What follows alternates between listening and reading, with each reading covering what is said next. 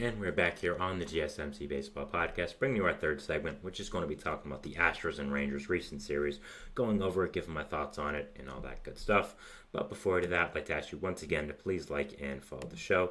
We do get a number of questions from viewers. To ensure that your question does get read in the air, please use the link gsmcpodcast.net. It really does help the show, and it really does mean a lot. So thank you so much for that. And let's get back into the show for today.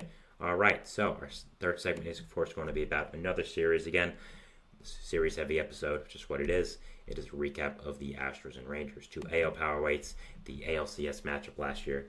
Rangers defending world champions, of course. Astros, one of the better teams in all baseball since the start of June. So, really exciting team. The Battle of Texas, and Rangers are fighting for their lives right now, and Astros are fighting to win the division. So, it's going to be really fun.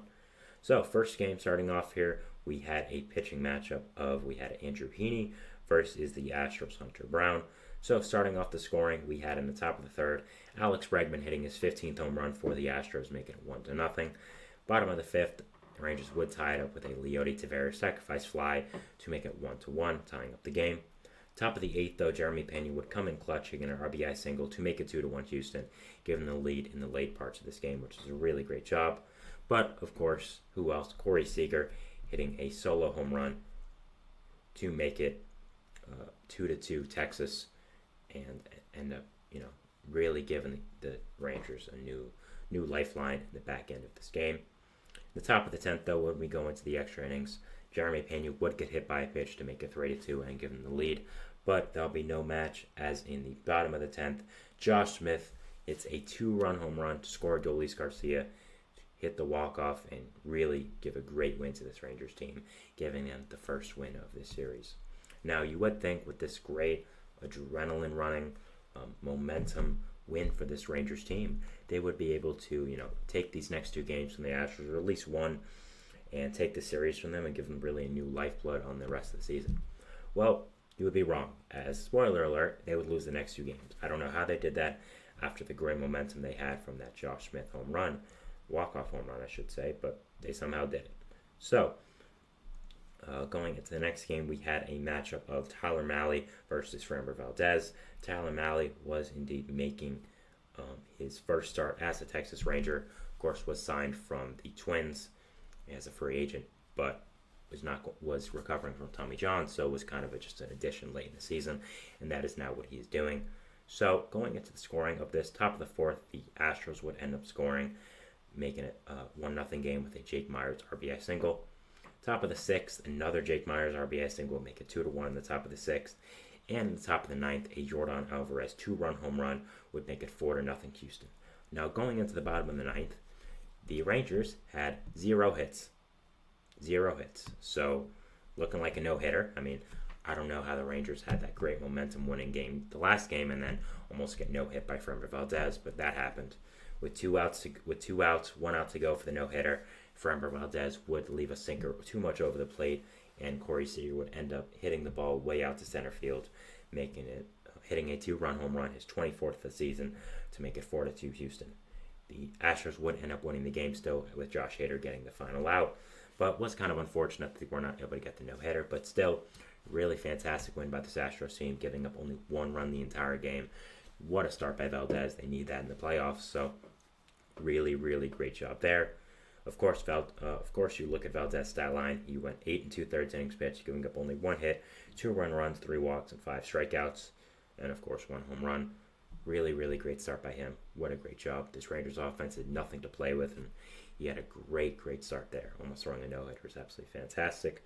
Tyler Mahle was really solid in his Texas debut, going 5 innings, giving up 5 hits, 1 earned run, 1 walk, and 2 strikeouts. So really, really nice start there by Mahle for this Rangers team. Did a really, really great job.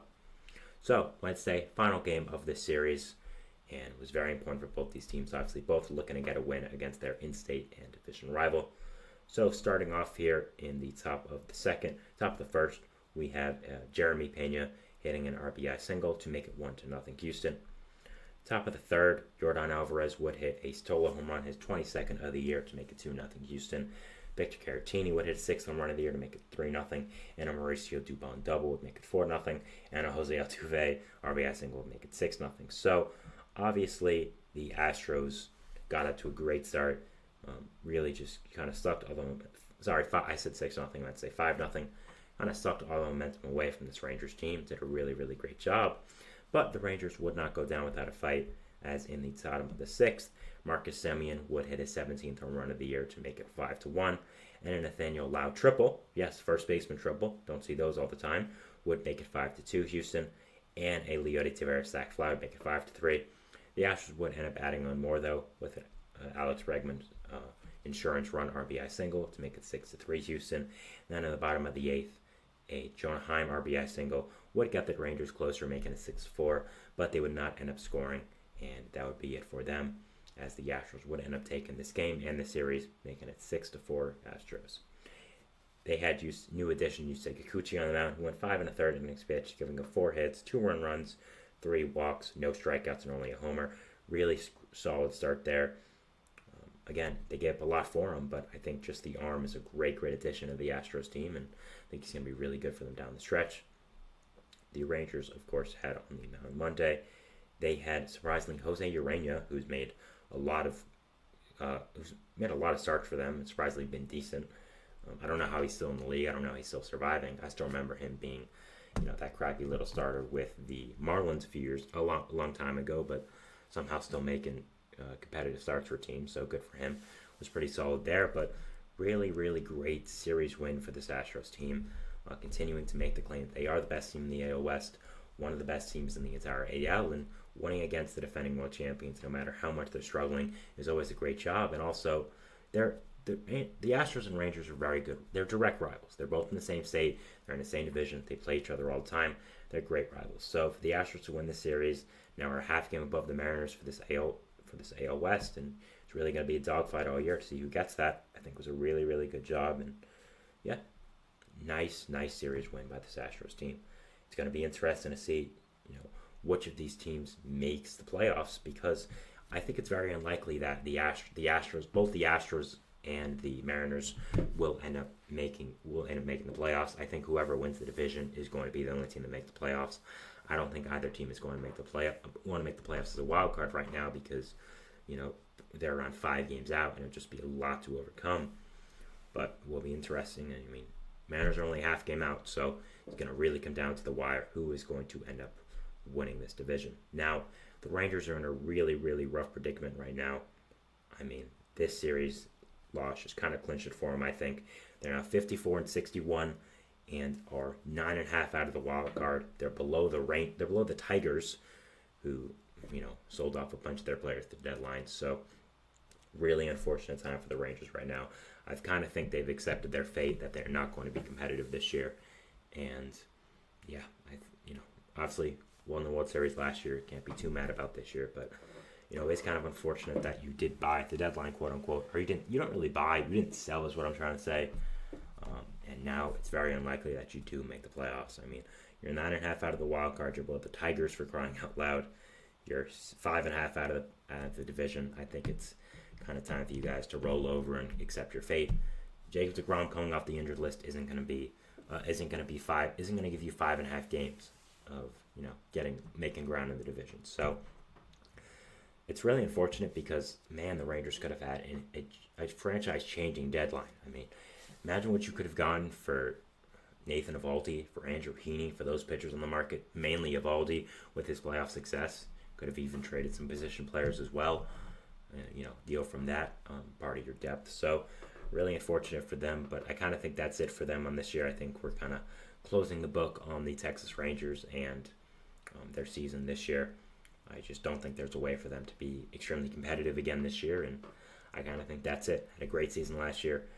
Wasn't your time this year. I think go out and get some starting pitchers in the offseason, rebuild for next year, and kind of get it going for try to be competitive next year, and get reinforcements in the rotation in the offseason. So that is my third segment here, going over the Astros and the Rangers series. I'll be going into my fourth segment here now, which is going to be talking about the Padres and the Pirates series. I promised the last one of today, going into the fourth segment, going over the series, going over the sweep. I'm sure you guys know what team swept at this point, but we'll be talking about it. So, we'll be going over that, and we'll see you after the break. So thanks, and bye.